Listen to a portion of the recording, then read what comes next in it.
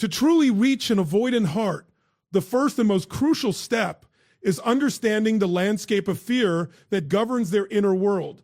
You see, avoidant individuals are not cold or unfeeling by nature. They are terrified of emotional exposure.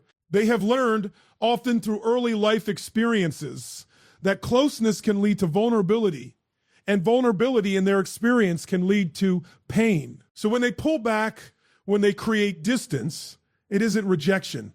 It's self-preservation. And this is the paradox. The very distance they create to protect themselves is the same barrier that keeps connection at bay. Understanding this fear isn't just intellectual, it's experiential. You must imagine the world through their eyes for a moment. To them, intimacy is not just a romantic ideal, it's a potential threat. It triggers a cascade of old anxieties and memories, and their instinct is to flee. Now, most people respond to this pullback by chasing, by trying harder, by asking more questions, by demanding proof of affection. And every time that happens, the avoidance defenses tighten and the gap grows. So your first job isn't persuasion, it's observation and comprehension.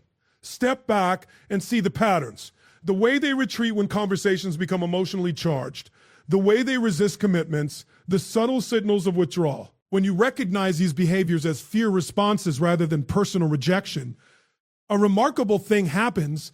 You stop taking it personally. Once you grasp this, you can interact from a place of awareness rather than reaction. Awareness is powerful because it shifts the energy of your interactions. Instead of triggering their fear, you begin to create a container of safety around them. You offer consistency without pressure, attention without suffocation, and interest without desperation. You are no longer chasing. They are now free to choose connection at their own pace. And here's the essential truth. Fear can only be met with empathy, never with force. When you understand their fear, you replace judgment with patience. And judgment is the very thing that keeps them guarded. Philosophically, this is where your own growth comes into play. Understanding an avoidant heart forces you to reflect on your own attachment patterns, your own relationship with need, with control, with patience. It asks you to be emotionally literate, to cultivate a presence that is not reactive but grounded. And this presence is magnetic. People, especially those who fear intimacy, are drawn to stability. When you show that you are steady, calm, and understanding, you become a mirror of safety, an environment in which avoidance can gently relax. So before you attempt to connect, before you try to convince them of your loyalty or chase their attention, pause. Step into their world. Observe without judgment. See the patterns of fear for what they are. Recognize that withdrawal is not about you, but about the architecture of their heart that has been built over decades of survival. And in doing so, you prepare the ground for every other step. Boundaries, communication, curiosity, patience, to take root successfully. The power of this first step is often underestimated, yet it is the cornerstone of all connection with an avoidant heart. Without it, every strategy, every act of love risks triggering retreat instead of closeness. But with it, you hold the key to transformation. Empathy replaces frustration, patience replaces desperation, and understanding replaces the need to chase. And here's the truth to carry with you.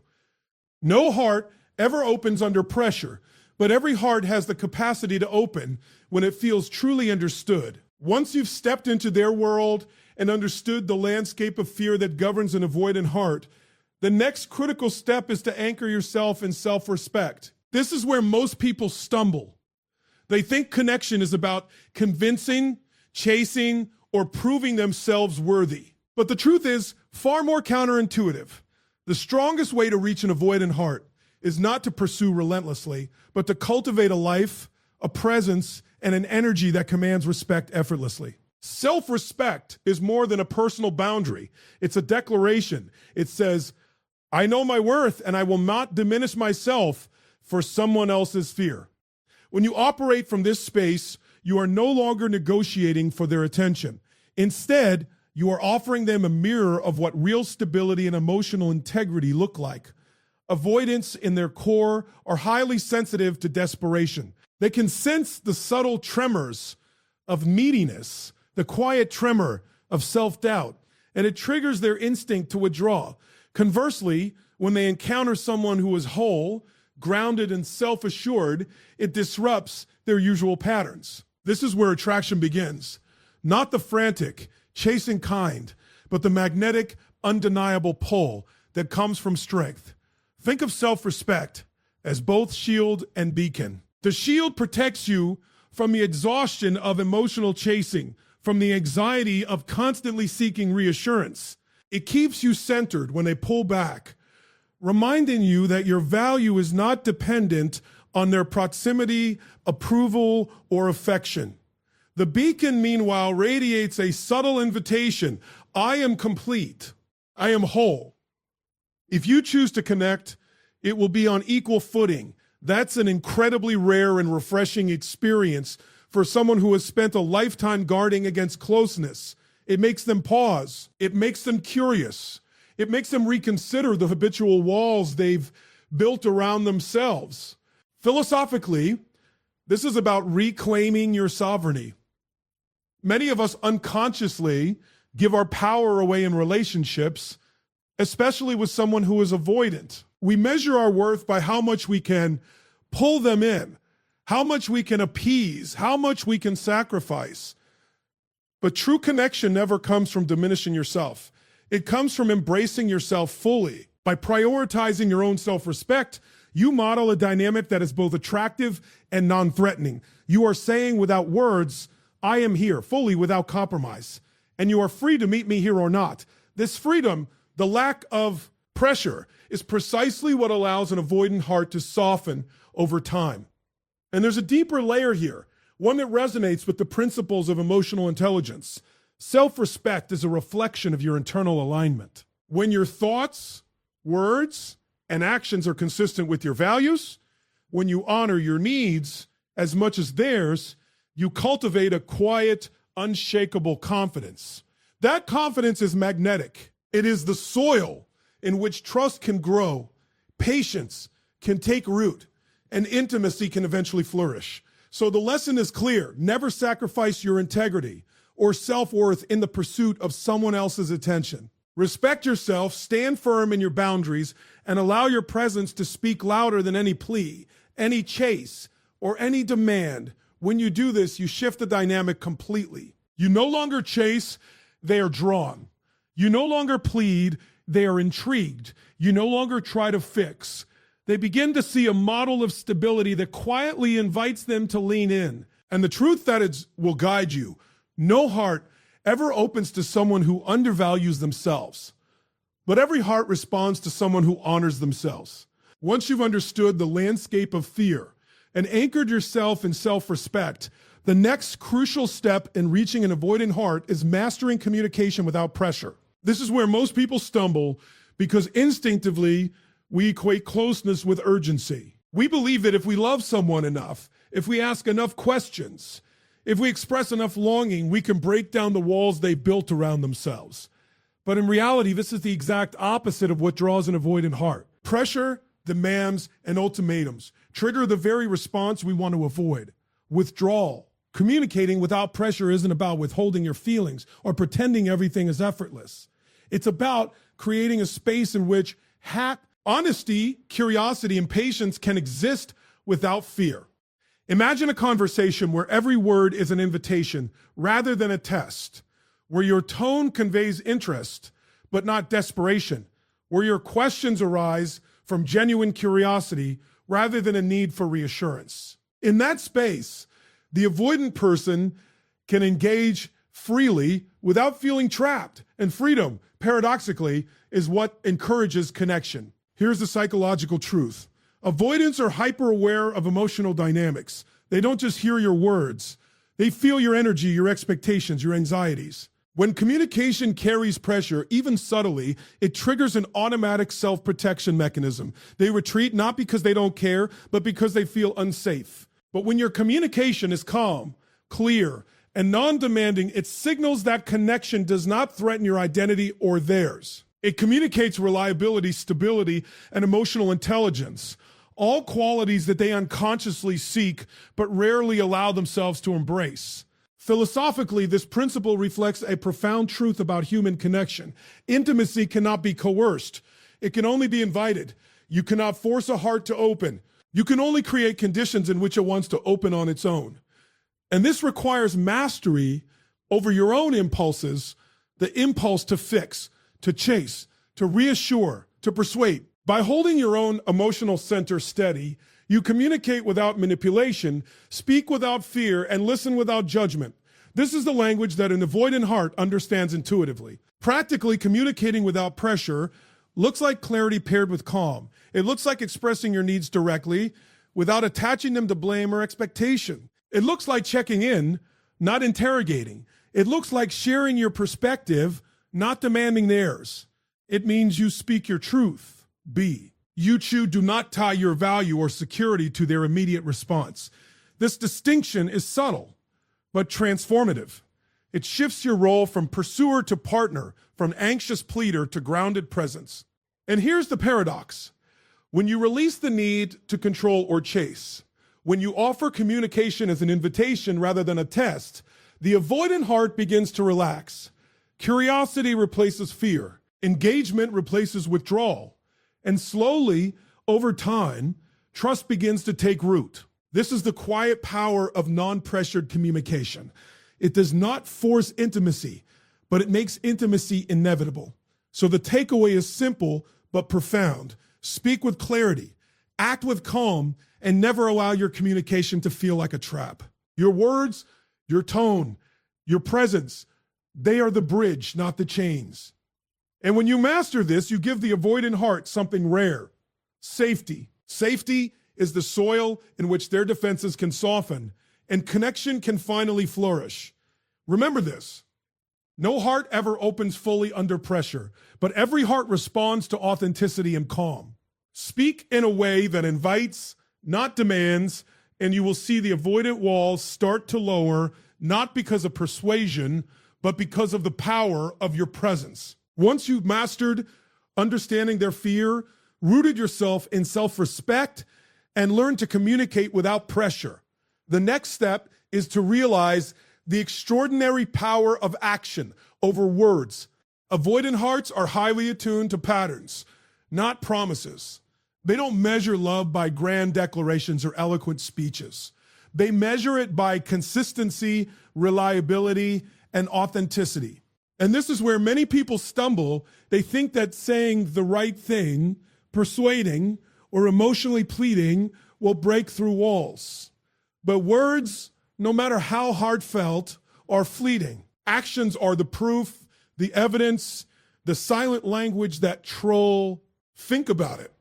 An avoidant person has spent years, sometimes decades, learning that words can be empty, that promises can crumble, that intentions can pray. So when you say, I care about you, it may be interpreted as just another statement, easily dismissed.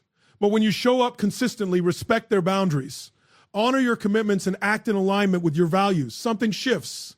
The avoidant heart begins to notice not the words, but the patterns, the quiet, unwavering signals of reliability. This is the bridge between fear and trust. Actions do not pressure, they reassure. Actions do not demand, they invite. Actions speak louder than words ever could. Philosophically, this is profound because it reflects a universal truth about human connection. Trust cannot be built on theory. It can only be built on experience. To reach an avoidant heart, you must embody the principles you speak. You must live them. It's not enough to say, I respect your space. You must consistently honor it. It's not enough to say, I am here for you. You must show up when it matters. And it's not enough to say, I love you. You must demonstrate that love through the integrity of your actions. Every interaction becomes an opportunity to build a tangible track record of safety and reliability, a living proof that intimacy does not have to threaten them. Consider the subtle yet powerful ways actions create connection. being punctual when you make plans, listening fully without judgment, responding with calm instead of frustration, maintaining your own emotional equilibrium even when they pull away. These are small gestures, but they accumulate into a pattern that the avoidant heart cannot ignore. Over time, they begin to internalize a new narrative that closeness does not always mean suffocation, that vulnerability can exist without chaos, and that trust can be experienced rather than just hoped for. And here's the beauty of this approach. It frees you from the exhausting cycle of chasing and pleading. When your energy is focused on integrity rather than persuasion, on showing rather than telling, you reclaim your power and maintain your emotional balance. You become magnetic not because you demand attention, but because you embody reliability, consistency, and authenticity, the very qualities an avoidant heart longs for but rarely allows itself to trust. So the lesson is simple. Let your life speak louder than your words. Demonstrate rather than declare. Create a pattern of consistency, of presence, of quiet strength that the avoidant heart can witness without feeling pressured. The proof is not in promises. The proof is in action, repeated day after day, showing that love and respect are not fleeting. They are steady, reliable, and true. And remember this, no heart ever opens fully to words alone, but every heart responds to consistent, trustworthy action. Let your actions be the bridge, and you will find that even the most guarded heart begins to lower its defenses, not because you chased, but because you showed, As you move forward, having understood their fear, anchored yourself in self-respect, communicated without pressure, and demonstrated consistency through your actions, the next step is to engage curiosity rather than conflict. This is where many people unknowingly sabotage connection. When an avoidant heart retreats, the instinct is to push harder, to argue, to question, to insist on clarity or reassurance. But these tactics, though understandable, almost always trigger the very response we're trying to avoid, deeper withdrawal. The truth is that avoidance is rooted in fear, and fear can never be met with confrontation. It can only be met with curiosity, patience, and calm exploration. Engaging curiosity is about approaching their world with genuine interest without trying to control it. It's the art of asking questions that invite dialogue rather than interrogation, of offering experiences that spark wonder rather than obligation, of listening with the intention to understand rather than to respond. Curiosity shifts the energy entirely. It communicates without saying it outright that you value them as a whole person, not as a problem to solve or a heart to win. And when an avoidant individual feels truly seen without pressure, a remarkable thing happens. They begin to lower their defenses voluntarily. Psychologically, this works because avoidance is a survival strategy, not a personality flaw. Avoidants are experts at reading energy. They sense tension, urgency, and meatiness immediately, and their instinct is to retreat. But when your presence is calm, your questions are gentle, and your engagement is driven by authentic curiosity rather than desperation, it interrupts the pattern.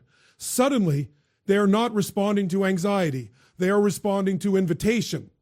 An invitation is vastly more powerful than demand because it leaves them free to choose connection rather than feeling coerced into it. Philosophically, engaging curiosity mirrors a broader principle of life. Transformation rarely comes from force. It comes from exploration. You cannot force a heart to open, but you can inspire it to explore, to question, to see that closeness is not a threat, but a choice. By modeling calm curiosity, you demonstrate a different way of being in relationship, a way that honors autonomy while creating space for intimacy. You show that connection can exist without pressure. And in doing so, you create the conditions under which true emotional closeness can flourish. In practical terms, this means cultivating experiences and conversations that invite them to participate rather than calm. Share ideas, thoughts, or experiences without demanding agreement. Explore shared activities that are light and engaging rather than loaded with emotional expectation. Ask open-ended questions that allow them to reveal themselves at their own pace. And most importantly, listen deeply without judgment or the urge to respond immediately. Curiosity is patient. It waits. And avoidance responds to patience more than any amount of pleading. The subtle genius of this approach is that it transforms the dynamic entirely. You are no longer chasing, you are no longer trying to pull them in. You are offering space, freedom, and respect. And paradoxically, this non-chasing stance makes them curious about you. They begin to wonder why you are so calm, so grounded, so intriguing. They begin to explore connection on their own terms. Curiosity, in this sense, is both the bridge and the invitation.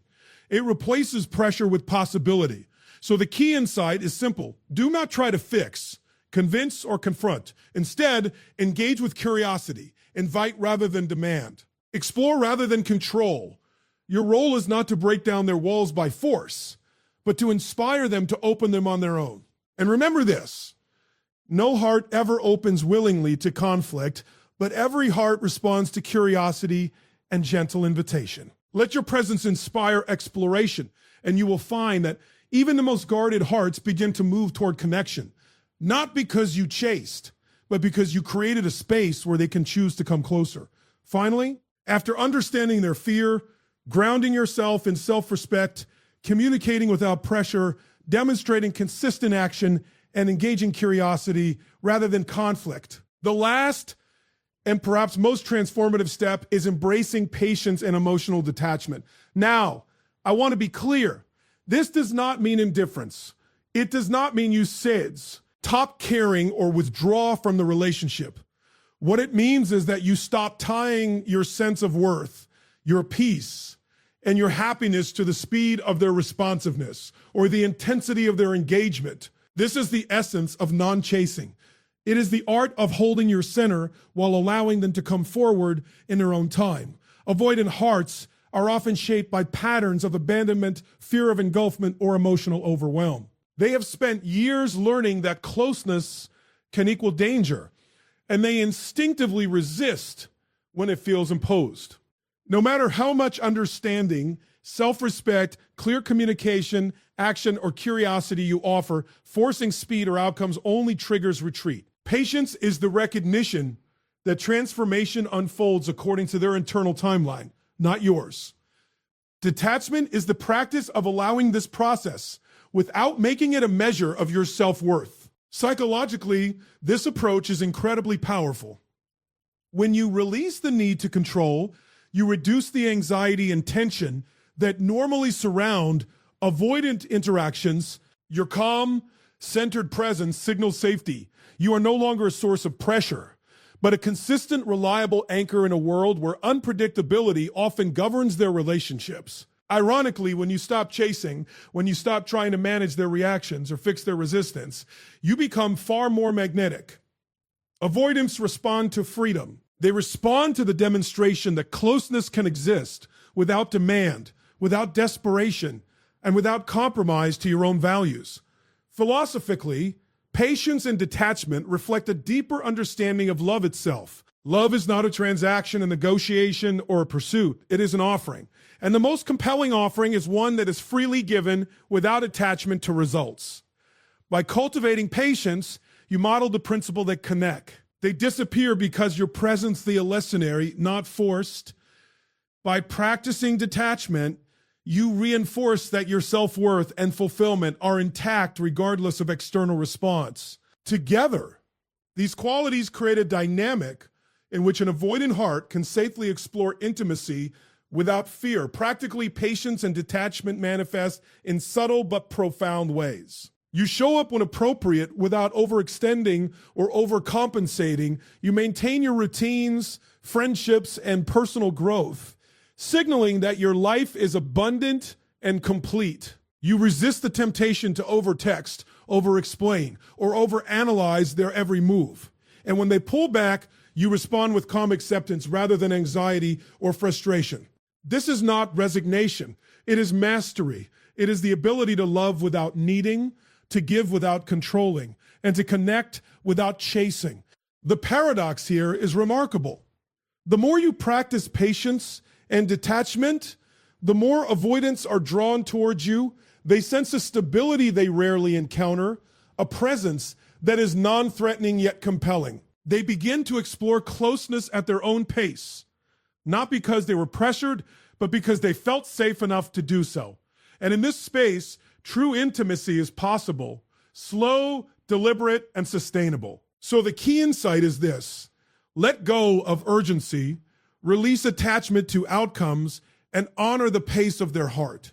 Your power lies not in chasing, but in holding your center and demonstrating that connection can exist without compromise. And remember this: no heart ever opens fully under pressure, but every heart responds to patience, freedom, and calm presence. Master these, and you will discover that even the most avoidant hearts can be reached, not because you chased them, but because you created the conditions in which they could safely come forward. So let's bring this all together. To reach an avoidant heart without chasing, it's not about